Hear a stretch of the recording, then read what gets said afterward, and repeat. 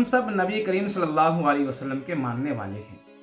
اگر کوئی ہم سے سوال کر لے ہمارے نبی کے بارے میں کہ ہمارے نبی کی نماز جنازہ کس نے پڑھائی اور ہمارے نبی کو غسل کس نے دیا، تو ہمارا جواب کیا ہوگا؟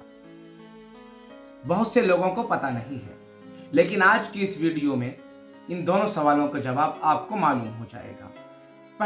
پہلا سوال ہے کہ ہمارے نبی صلی اللہ علیہ وسلم کو غسل کس نے دیا؟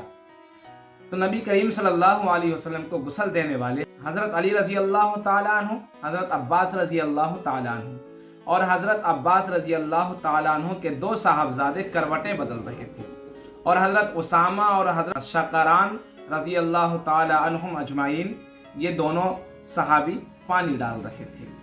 دوسرا سوال یہ ہے کہ آپ صلی اللہ علیہ وسلم کی نماز جنازہ کس نے پڑھائی؟